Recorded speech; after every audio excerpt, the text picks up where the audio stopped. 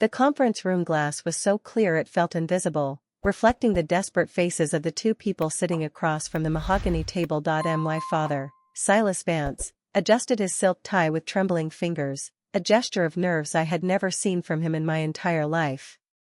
Beside him, my mother, Beatrice Vance, clutched her designer handbag like a life raft in a storm. They were sitting in the headquarters of the fastest-growing facility management empire in the country, waiting to beg for a $4 million maintenance and logistics contract that was the only thing standing between their real estate firm and total liquidation. They had been waiting for 45 minutes. They didn't know that the mysterious CEO who held their fate in his hands was the same man they had wiped from the family portraits a decade ago. When the heavy oak door finally clicked open, the air in the room seemed to vanish. I stepped inside, not in a cleaning jumpsuit, but in a charcoal suit that cost more than my father's first car. I watched the blood drain from Silas's face. I saw Beatrice's mouth hang open in a silent gasp. For a moment, the high-stakes corporate world disappeared, and we were all back in that cold, cavernous dining room 10 years ago. But let me back up to the day the laughter started. 10 years ago, the Vance name meant something in the city. My father, Silas, was a man who measured worth by the height of the buildings he owned and the prestige of the people who shook his hand. My older brother, Julian, was the golden child, a corporate prodigy who had secured a high-level banking position before he even finished his MBA. I was supposed to follow the same path. Law school, a corner office, and a life of refined stagnation. But I saw something they didn't. I saw the grime beneath the gold. I saw that the most expensive buildings in the city were falling apart because the people managing them were too arrogant to look at the foundations. I remember the night I told them. We were having dinner at the estate. The chandelier was dimmed, the silver was polished, and the atmosphere was thick with expectation. Silas was celebrating Julian's latest promotion. To the Vance legacy, Silas had toasted, his voice booming with pride. A family that builds, a family that leads. Then, he turned his cold, blue eyes toward me. And what about you, Alastair? The dean at Harvard Law is waiting for your confirmation. Have you sent it? I put my fork down. My heart was hammered against my ribs, but my voice was steady. I'm not going to law school, Dad. I've decided what I want to do. Beatrice smiled, a practiced, socialite curve of the lips. Oh? A venture capital firm? Or perhaps you've decided to join your father's development team? I looked them straight in the eyes. I bought a used Ford Transit van today. I've registered a business. It's called Vance Elite Solutions. We're starting with commercial cleaning and office maintenance. The silence wasn't immediate. It was a slow, agonizing realization. Then, Julian started. It began as a snort, then escalated into a full, belly-aching laugh. Cleaning? Julian choked out, leaning back in his chair. You're going to be a janitor? Our little Alastair wants to scrub toilets for a living. Silas didn't laugh. His face turned a shade of purple that I will never forget. He slammed his fist on the table, making the crystal glasses dance. You will not use the Vance name for a maid service, he hissed. You are a son of this house. You are meant for the boardroom, not the broom closet. If you walk out that door to go scrub the floors of men I play golf with, you are no longer a Vance. I will not have my reputation dragged through the dirt by a boy who wants to play with bleach. Beatrice looked at me with a mixture of pity and disgust. Think about how this looks, Alastair. What will I tell the committee? That my son is emptying trash cans in the buildings his father built? It's humiliating. It's a joke. It's not a joke, I said, standing up. It's a gap in the market. Everyone wants to own the building, but no one knows how to take care of it. I'm going to build something real. You're going to build a mountain of trash, Silas sneered. Go then. Go and be a servant. But don't you dare come crawling back when your hands are blistered and your bank account is empty. From this moment on, you are on your own. No inheritance, no connections, no home. I walked out that night with nothing but a backpack and the keys to a van that smelled like stale tobacco. I remember parked in a desolate lot that first night, staring at the neon signs of the city skyline. Most people saw lights and glamour. I saw thousands of windows that needed washing, thousands of floors that needed waxing, and thousands of offices that were being neglected by managers who thought they were too important to care about the details. The first 2 years were a descent into a kind of hell my family couldn't even imagine. I lived in a studio apartment where the heater rattled like a dying animal. My staff consisted of me and a guy named Marcus I met at a hardware store who needed a second chance as much as I did. We worked from 8 p.m. to 4 a.m., the graveyard shift of the corporate world. I learned the intimate secrets of the city's most powerful firms, not by reading their files, but by seeing what they threw away. I saw the chaos of their offices and the inefficiency of their systems. I remember one night, about 6 months in, I was scrubbing the lobby floor of a mid-sized law firm.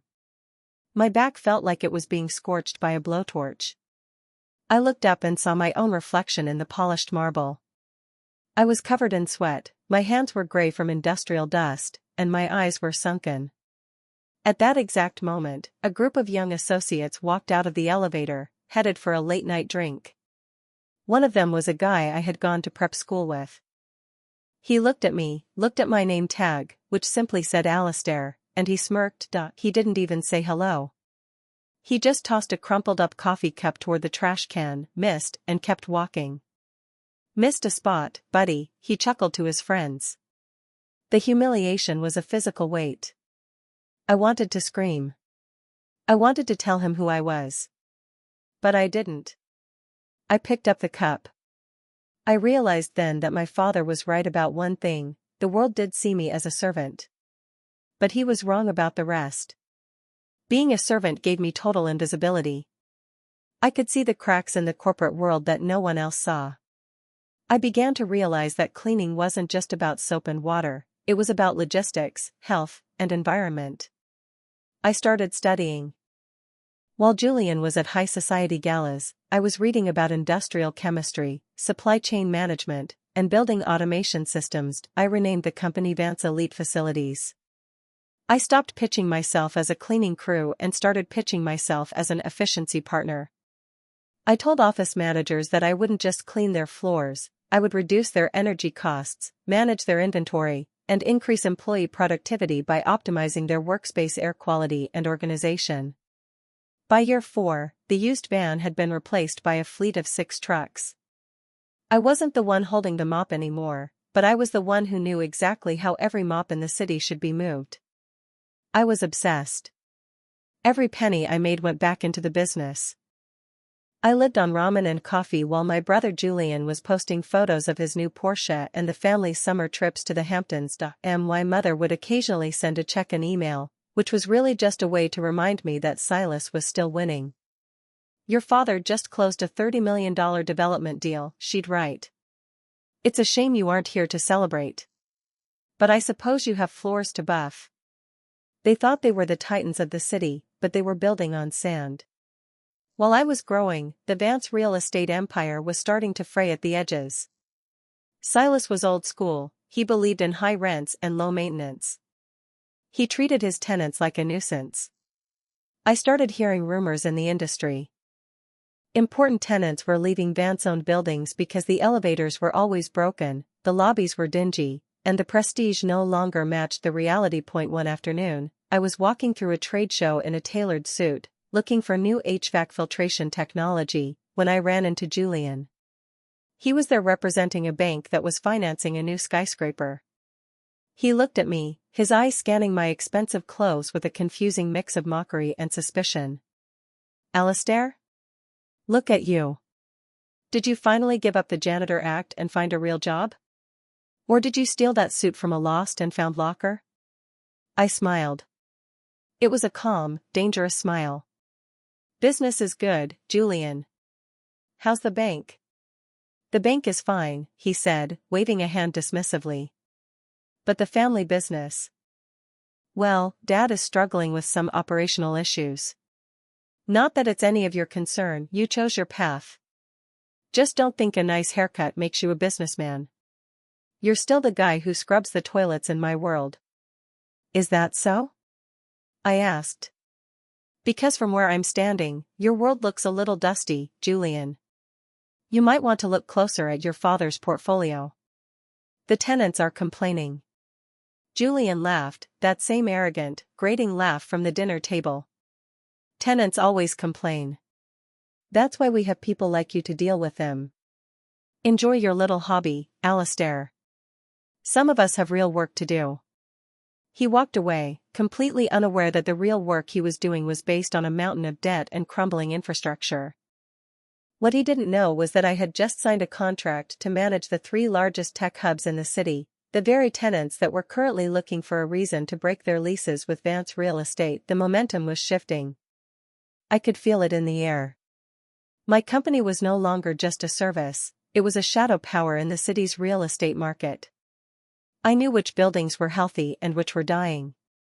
And I knew that my father's crown jewel, the Vance Plaza, was on the verge of a catastrophic vacancy crisis. A month later, the first major blow hit them. The city's largest law firm announced they were moving out of the Vance Plaza, citing subpar facility management and health safety concerns. It was a massive hit to their cash flow. The laughter in the Vance household was about to turn into a deafening silence. I sat in my office, looking at the news report, and I didn't feel joy. I felt a cold, calculated sense of purpose. I picked up my phone and called my head of operations. Mark, I said, I want the full audit on the Vance Plaza. I want to know every leak, every broken sensor, and every cent they're overpaying on their current maintenance contracts. It's time we showed them what a janitor can really do. I was prepared to wait. I was prepared for the long game. But I didn't have to wait long. Within 6 months, the Vance family's situation had gone from struggling to desperate. They had lost 3 more major tenants. The banks were circling. They needed a miracle. They needed a world-class facility management firm to come in, overhaul the building, and convince the remaining tenants to stay. There was only one firm in the state with the reputation and the specialized technology to do it fast enough to save them. Which is exactly why, 10 years after being laughed out of my own home, I found myself looking at my father through the glass of my own conference room. Silas looked defeated. His skin was sallow, and the fire in his eyes had been replaced by the dull gray of a man who knew he was drowning. Mr. Vance, my secretary's voice crackled over the intercom. The representatives from Vance Real Estate are ready to see you. I stood up, straightened my jacket, and checked my reflection. I wasn't the boy with the bleach anymore. I was the man who owned the keys to their survival. I opened the door, and for the first time in a decade, Silas Vance had to stand up when I entered the room. Alistair, my mother whispered, her voice cracking as she realized the Vance and Vance Elite facilities wasn't a coincidence. Sit down, I said, my voice cold as ice. We have a lot to discuss, and my time is very expensive. Silas opened his mouth to speak, to perhaps reclaim some shred of authority, but he looked at the documents on the table, the $4 million proposal I had drafted, and he realized he had no moves left. He was in my world now. We didn't know it was you, Silas managed to say, his voice a ghost of its former self. I know you didn't, I replied. Because 10 years ago, you told me I wasn't a Vance. You told me I was a servant. So, let's talk about the service you need. Because right now, your legacy is covered in the kind of filth that even I might not be able to wash away.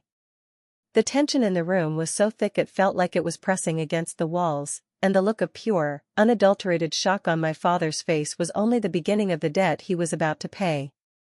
I leaned forward, placing my hands on the desk, and looked at the man who had laughed at my dreams. I leaned forward, placing my hands on the desk, and looked at the man who had laughed at my dreams. The silence in the room was surgical. It was the kind of silence I used to experience at 3 a.m. in empty medical office hallways, where the only sound was the rhythmic slosh of my mop against a bucket. Back then, that silence was lonely. Now, it was a weapon. Silas didn't look like the titan of industry I remembered. 10 years ago, he stood at the head of the mahogany table in our family estate, his voice booming as he called my business plan a glorified janitorial service and a stain on the Vance name. Today, his shoulders were hunched, and his expensive suit seemed to hang loosely on a frame thinned by stress. "Alistair," he started, his voice gravelly. He cleared his throat, trying to find that old authoritative resonance. "We've seen the growth of Vance Elite. Your reputation in high biotech sanitation and automated facility management is impressive. We didn't realize you were the one behind it. You changed the branding so much." "I didn't change the branding, Silas," I replied, my voice flat. "I built a brand. You had a name, I had a mission. There's a difference." Beatrice reached out a trembling hand toward a glass of water on the conference table. Her jewelry clattered against the glass, a frantic, rhythmic sound that betrayed her composure. "We were so worried when you left, darling. You just disappeared into those slums, working those horrible hours." I felt a ghost of a smile touch my lips, but it wasn't warm. "I didn't disappear. I was exactly where the work was." While Julian was being groomed for the VP role at the plaza, I was learning how a building actually breathes. I was learning that if the air filtration system in a level 4 lab fails for 10 minutes, people die. I was learning that cleaning isn't just about appearance, it's about infrastructure, safety, and precision. Things you clearly forgot. I slid a thick, black leather folder across the table. It landed with a heavy thud. "That is the audit my team performed on Vance Plaza over the last 72 hours, I said. "It's a disaster. Your HVAC system is pushing mold spores into the south wing. Your sensor grid is 10 years out of date, which is why your energy costs are 40% higher than the market average. And the subpar facility management your tenants complained about? It's because you hired the cheapest labor possible to pad your dividends, Silas. You treated your buildings like ATMs, and now the machine is broken." Silas opened the folder, his eyes darting across the red-line charts. Julian's name appeared multiple times in the management oversight section. My older brother, the golden boy, had been the one signing off on the neglect. "Julian tried his best," Beatrice whispered, as if sensing my thoughts. "The market changed, Alistair. You can't blame your brother for a global shift in real estate." "I can blame him for incompetence," I shot back. "And I can blame you both for enabling it. You laughed when I told you that the future of real estate wasn't in the bricks, but in the maintenance of those bricks. You told me I was devaluing the Vance bloodline by getting my hands dirty. Look at the room you're sitting in right now. Every square inch of this headquarters is maintained by the proprietary tech I developed while you were busy mocking me at charity galas." I stood up and walked to the floor-to-ceiling window, looking out at the city skyline. Somewhere out there was the first small clinic I ever cleaned. I remembered the blisters. I remembered the smell of industrial-grade ammonia that stayed in my skin for years. I remembered the night I slept in my truck because I couldn't afford a motel and a new vacuum filter in the same week. "The contract is for $4 million annually," I said, my back to them. "It covers a total system overhaul. I install my proprietary AI-driven maintenance grid, I replace your entire janitorial staff with my trained technicians, and I take 100% control of the building's operations. You and Julian will have no say in the daily management." "None. That's nearly half of our remaining liquidity," Silas stammered. "Alistair, we're family. You're asking for a ransom." I turned around slowly. "I'm asking for the market rate for a miracle. If you don't sign this by Friday, the bank will move to foreclose on the plaza by Monday. I've seen the loan covenants, Silas. I know your debt-to-equity ratio is screaming red. You didn't come here because I'm your son. You came here because I'm the only one who can stop the bleeding." The room went silent again. Beatrice looked at the floor, unable to meet my gaze. She was remembering the day she helped Silas pack my bags and set them on the porch, telling me that if I wanted to be a servant, I could live like one. "Where is Julian?" I asked suddenly. "Why isn't he here to defend his management?"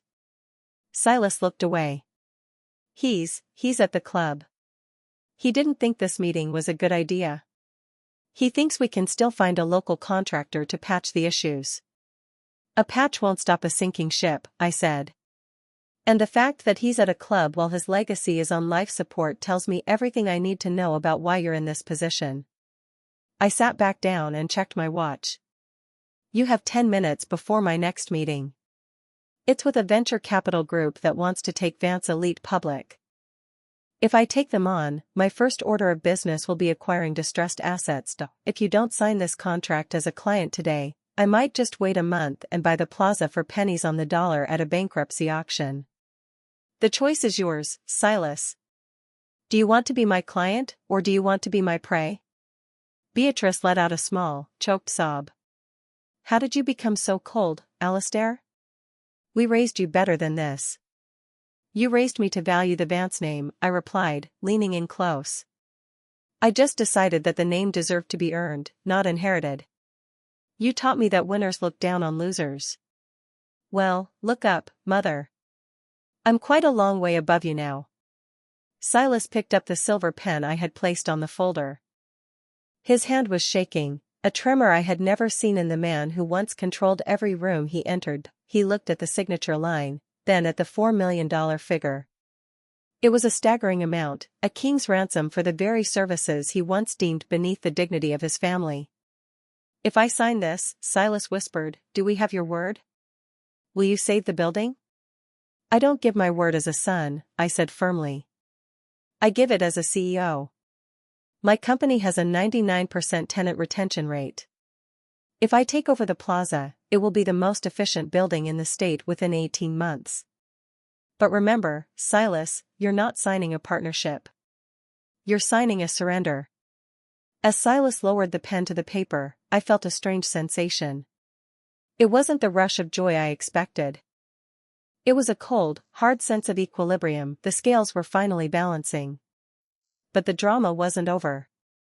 Just as the nib of the pen touched the paper, the heavy double doors of the conference room swung open with a violent bang. Julian Vance stood in the doorway, his face flushed red, his tie loosened, and the smell of expensive bourbon trailing him like a shadow. Don't sign it, Dad. Julian shouted, stumbling slightly as he marched toward the table. Don't give this little traitor a dime. I didn't move. I didn't even blink. I watched Julian, the man who had spent his life living off the interest of our father's hard work, as he glared at me with a mixture of hatred and desperation. Julian, get out, Silas said, his voice weak. We're trying to save the company. By crawling to him? Julian pointed a shaking finger at me. He's a janitor, Dad. He's playing a game. He's probably the one who leaked the safety reports to the law firm in the first place to drive our stock down. He's sabotaging us. I stood up slowly, my height and composure making Julian look like a petulant child. That's a heavy accusation, Julian. Do you have any evidence, or is that just the liquor talking? I know how you think. Julian spat. You always thought you were better than us because you worked harder. You think this elite facilities crap makes you a big man? You're still just a guy with a bucket and a brush in my eyes. I looked at my father. Is this the man you want running your operations, Silas? Because if he stays in this room, the deal is off, and if he remains as VP of the plaza, the deal is off. I don't work with people who can't see the dirt on their own shoes. The tension reached a breaking point. Silas looked from his eldest son, the one he had pinned all his hopes on, to me, the one he had discarded. He saw the fire in Julian's eyes was nothing but ego, while the fire in mine was a cold, industrial engine. Julian, Silas said, his voice gaining a sudden, sharp edge. Sit down and shut up. Or leave. Now. Julian gasped, his mouth hanging open. He looked at Beatrice for support, but she was looking at me with a newfound sense of terror. She finally saw what I had become. I wasn't the boy she could manipulate with guilt anymore. I was the architect of their survival, and I was demanding a heavy price. You're taking his side? Julian hissed. I'm taking the side of the family legacy, Silas said, though we all knew that legacy was now firmly in my hands. Silas turned back to the document and, with a swift, decisive motion, signed his name. He pushed the folder back to me, his face looking 10 years older in a single second. It's done. $4 million. You have total control. I picked up the folder, verified the signature, and handed it to my assistant who had been waiting by the door. Thank you, Silas. My teams will be on site at 4 a.m. tomorrow. I suggest Julian clears out his office tonight. I'll be converting the VP suite into a server room for our monitoring system. You can't do that. Julian roared, but Silas grabbed his arm, pulling him back. I can, and I will, I said, walking toward the door. I paused at the threshold and looked back at the three of them, the family that had laughed when I said I wanted to clean offices. Oh, and one more thing. When my crew arrives tomorrow, tell the staff not to bother with the lobby floors. I'll be doing the first pass myself. I want to make sure I get every bit of the filth out of that building, including the office of the former vice president.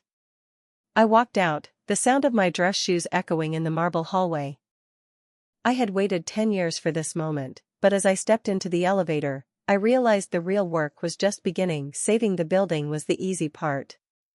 Watching the Vance empire realize that their survival depended on the janitor they once despised, that was going to be the real masterpiece.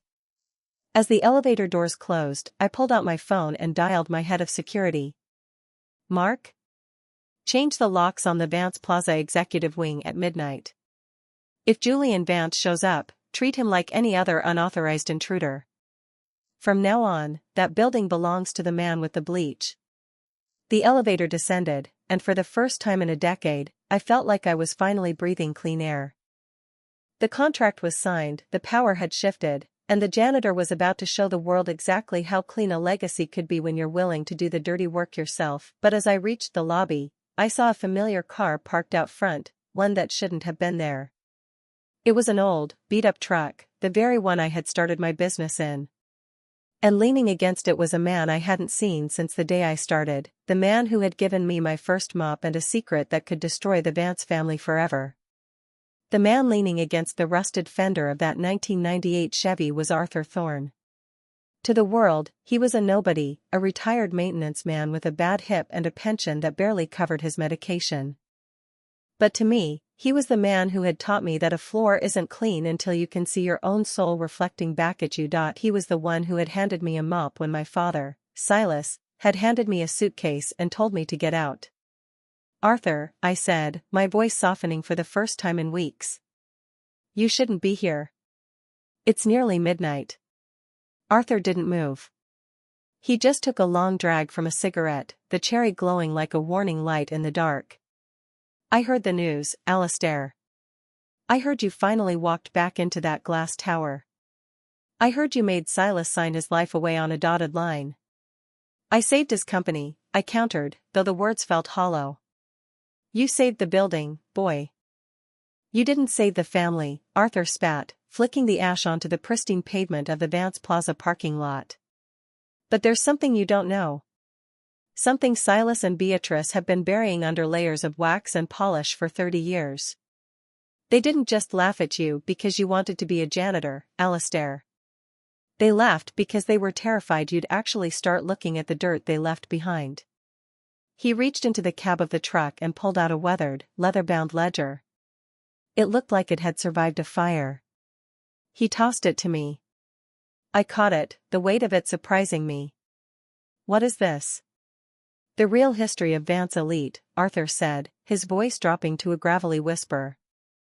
Before it was Vance Elite Facilities, it was Thorne and Vance Industrial. Your father didn't build this empire with hard work and vision. He built it by burning down my warehouse with me almost inside it, claiming the insurance money, and using my patents to start his first cleaning chemical line. He erased me. He made sure I stayed a janitor while he became a mogul. He laughed at you because every time he saw you with a mop, he saw the man he betrayed to get where he is. I looked down at the ledger. My heart wasn't racing, it was turning to ice.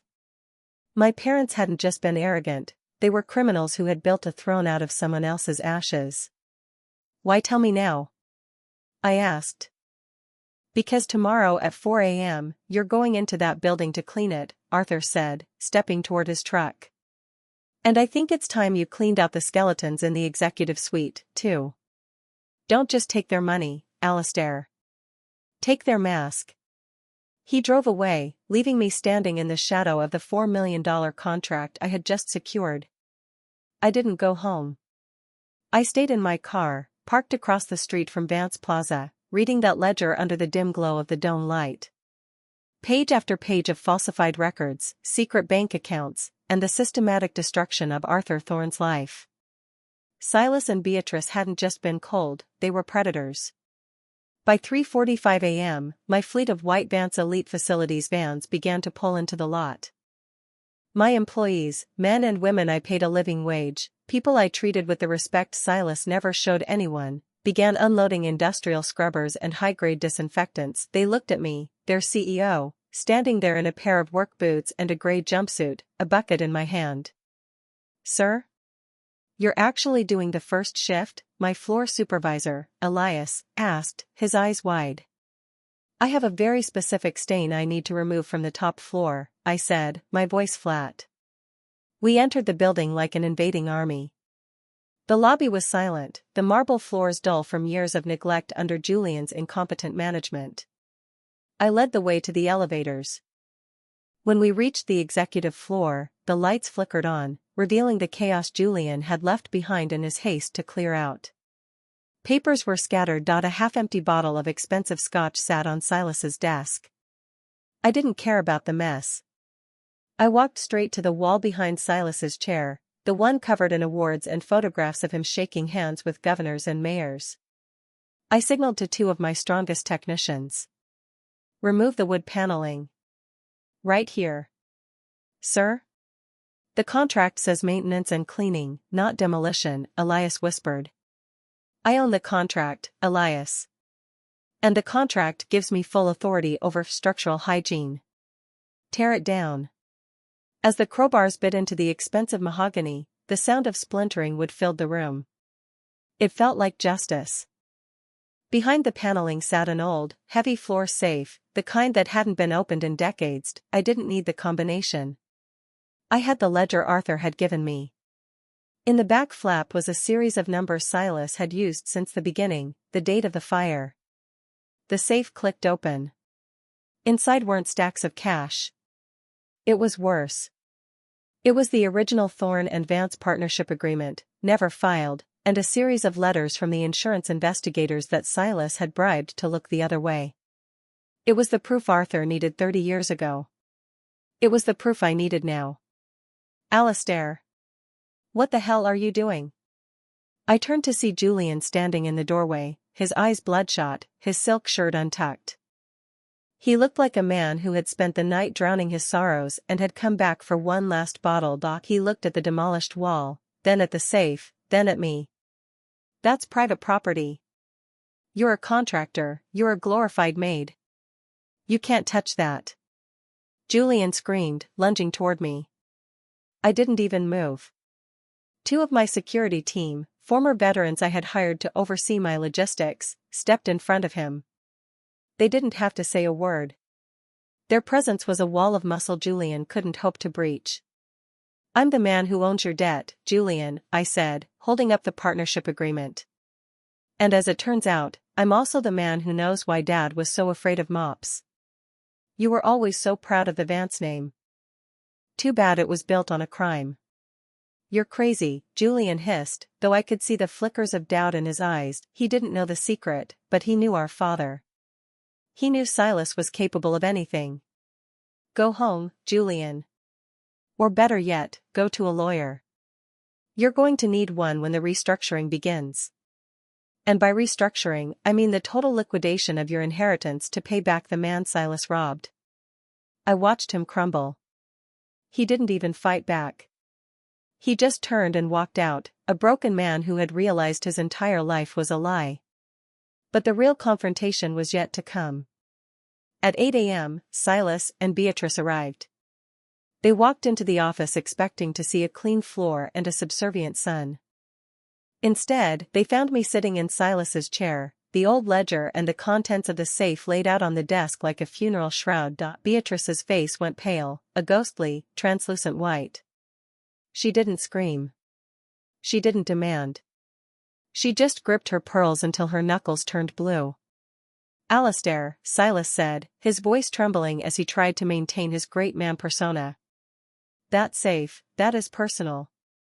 You've overstepped. This is a breach of contract." "The contract is the least of your worries, Silas," I said, leaning back. "I spent 10 years cleaning up other people's messes. I learned how to find the dirt that people try to hide in the corners. I learned that if you use enough pressure, even the deepest stains come up." I slid the ledger toward him. "Arthur Thorne says hello." Silas staggered back as if I'd struck him. He looked at Beatrice, but she was staring at the floor she had spent 30 years pretending was solid gold. "We did it for you." Beatrice suddenly shrieked, her voice cracking. "We did it to give you and Julian a legacy. To make sure the Vance name meant something."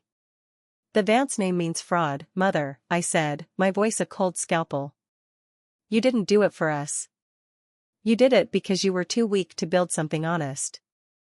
You laughed at me for cleaning offices because every time I picked up a spray bottle, I reminded you of the man you tried to kill to get your start." Silas slumped into the guest chair, the chair usually reserved for the people he was about to intimidate. He looked small. He looked like the janitor he had always looked down upon. "What do you want, Alistair?" he whispered. "You have the company. You have the 4 million. You have the building. What else is there?" "I want the truth," I said. "And I want a new contract. Not a management agreement. A settlement." I pulled out a second document I had prepared in the early hours of the morning. "You will transfer 100% of the remaining Vance assets to a trust in Arthur Thorne's name. You will retain your house, and nothing else. You will retire quietly, and you will never mention the name Vance Elite again. If you don't, these documents go to the district attorney by noon." "You would put your own father in prison?" Beatrice gasped. "My father is a man of integrity," I replied. "I haven't seen him in 10 years, you're just the man who signed my contract." The silence in the room was suffocating. Outside, I could hear the hum of my industrial vacuums, the sound of my teams working to erase the physical filth of the Vance empire. Inside this room, I was doing the same to the moral filth. Silas looked at the pen on the desk. He looked at the documents that could end his freedom. His hand shook as he reached for it. He knew I wasn't bluffing. I had spent a decade building a reputation for being the most thorough man in the industry. I didn't leave spots. As he signed away the last of his stolen wealth, I felt a strange sense of emptiness. This was the moment I had dreamed of, the moment they realized I was the one in control. But as I watched my mother weep and my father wither, I realized that the $4 million contract was just paper. The real power was the fact that I could walk away from this building with a clean conscience, and they couldn't even walk to the elevator without feeling the weight of their lies. "It's done," Silas said, pushing the papers back. "Are you happy now, Alistair? You've destroyed your own family." "No, Silas," I said, standing up and grabbing my mop bucket. "I've just finished the first pass. There's still a lot of work to do." I walked out of the office, leaving them in the ruins of their secrets. I headed down to the lobby, where the morning sun was finally hitting the marble. It was time to fulfill my promise. I took the mop, dipped it into the steaming water, and began to clean the floor myself, pass after pass. Rhythmic. Grounded. Honest. I was halfway through the lobby when a shadow fell across the wet stone. I didn't look up. I knew the silhouette. It was Julian. He wasn't yelling anymore. He was carrying a cardboard box, his eyes fixed on the exit.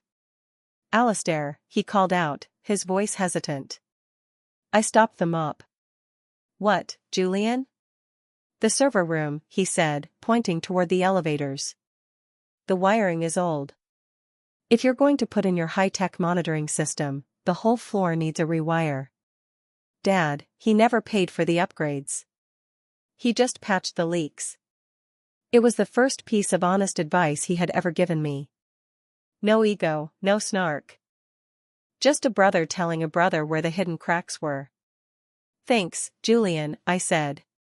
Good luck with the search. He nodded and walked out the glass doors, disappearing into the city. I watched him go, wondering if he'd ever find a way to build something that wasn't a facade. By noon, the building was transformed. My crews had moved through every floor like a cleansing fire. The air smelled of lemon and ozone, not the stale musk of old secrets and cheap cigars. I was in the lobby, finishing the final corner, when my phone buzzed. It was my head of acquisitions. Alistair, we just got a call from the city council. They heard about the Vance Plaza takeover. They want to talk to us about a municipal contract. 10 buildings. $6 million a year. Tell them I'll be there at 2 p.m., I said, looking at my reflection in the polished marble. But tell them one more thing. Tell them the CEO does the final inspection personally. I don't sign off on anything I haven't seen for myself. I hung up, feeling the weight of the future finally beginning to balance out the ghosts of the past. But as I turned to put my equipment away, I saw Beatrice standing by the elevators. She wasn't leaving. She was staring at me with a look I couldn't quite decipher, a mix of pride, resentment, and something that looked suspiciously like a plan. You think you've won, Alistair, she said, her voice regaining some of its old silkiness. You think you can just buy us out and sweep us away. But you're a Vance. That blood doesn't wash off with bleach, and there's one part of the Thorn story Arthur didn't tell you. A part that involves why you were really born. The mop handle felt cold in my hand. I stared at her, the woman who had spent 30 years manipulating everyone in her orbit. What are you talking about, Beatrice? She stepped closer, her heels clicking on the floor I had just made perfect. You weren't an accident, Alistair. And you weren't born into this family to be a CEO. You were born to be an insurance policy. Why do you think Silas kept you around for 22 years even though he hated your common interests? She smiled, and for the first time I saw the true depth of the woman who had raised me. The trust Arthur Thorn just inherited? It has a clause, Alistair. A clause Silas put in 30 years ago as a fail-safe. If the company ever changed hands due to a moral discovery, the assets don't just go to the victim. They go to the firstborn son of the next generation. And Julian doesn't have children. My heart stopped. I thought of my own life, my focus on the business, my lack of a family, my isolation. But you do, Alistair. Or have you forgotten about the girl in Chicago? The one you sent away so you could focus on your cleaning empire? The world tilted. The girl in Chicago was Sarah. 10 years ago, before I started Vance Elite, before I was the man with the bleach, I had loved her. And I had left her because Silas had told me she was a distraction, a threat to the Vance name. She has a daughter, Alistair. Her name is Elena. She's 9 years old, and because of that contract Silas just signed, she now legally owns 51% of everything you just built. Beatrice leaned in, her breath smelling of expensive mints and cold calculation. You didn't save the company for yourself, Alistair. You saved it for the granddaughter I've been secretly supporting for a decade. I didn't laugh at you because you were a janitor. I laughed because I knew that one day, your own hard work would build the cage that brings my granddaughter back to me. You're not the master, Alistair. You're just the help. And the help just made us very, very rich again. I stood there, the mop in my hand, as the clean air of Vance Plaza suddenly felt like it was filled with poison. I hadn't just cleaned the building. I had walked right into the biggest trap of all, and the only way out was to find the daughter I never knew I had, before Beatrice got to her first. I didn't let the poison in the air choke me. Instead, I looked at Beatrice, then at Silas, and finally at Julian, who was already pouring a glass of scotch as if he had won a war. I looked back at the contract on the mahogany desk, the one Silas had just signed with a flourish of arrogance, thinking he was reclaiming his throne. You made one mistake, Beatrice, I said, my voice dropping to a low, dangerous calm that stopped Julian's glass midair. You spent 10 years watching me from the shadows, but you never learned how I actually run Vance Elite. You think a child's inheritance is a cage for me? If Elena owns 51% of the assets because of the clause Silas put in 30 years ago, and I am her biological father, then as her legal guardian, I am the one who controls those shares until she comes of age. You didn't give yourself power, Beatrice. You just handed me the keys to the entire Vance legacy. The color drained from her face, her silkiness evaporating into pure, cold shock. Silas stood up, his chair screeching against the floor like a wounded animal. What is he talking about, Beatrice? What did you do? He's talking about the law, father, I said, stepping toward him. The contract you just signed wasn't just a buyout of my company. If you had read the fine print in the operational continuity section, you'd see that Vance Elite Facilities now holds a mandatory, 10-year, $4 million exclusive management contract over every single asset the Vance family owns: your estate, your private clubs, this very tower. You just hired the janitor to be your overseer for the next decade. And since my daughter is the majority shareholder, every cent of that $4 million contract goes into a trust for her future, not into your pockets. I didn't wait for the explosion of their rage. I turned my back on the ghosts of my past and walked out of that glass tower. The heavy scent of bleach on my hands no longer felt like a mark of shame, it smelled like the honesty they could never buy. I drove straight to the airport, my heart racing faster than it ever had in a boardroom. Chicago was gray and biting cold, but when I found the small apartment on the outskirts of the city, the world finally turned to color. I saw Sarah first, her face etched with a decade of strength I had been too blind to see. And then, I saw Elena. She was 9 years old, with my eyes and a smile that looked like hope. I didn't come to her with a suit or a title. I came to her as a man who knew how to work, how to clean up a mess, and how to stay. 10 years ago, my parents laughed because I started cleaning offices. Today, they sign a $4 million check every year just to keep their world from falling apart, and they do it because the help is the only one who knows how to hold the floor. But my real work isn't in buildings anymore, it's in the home I'm finally building with the daughter I was never meant to find. Success isn't about the name you're born with, it's about the dirt you're willing to wash away to find the truth. If you believe that hard work always speaks louder than a silver spoon, leave a comment with your own story of resilience below. Don't forget to subscribe for more stories of justice, legacy, and redemption. Thank you for being part of this journey. The end.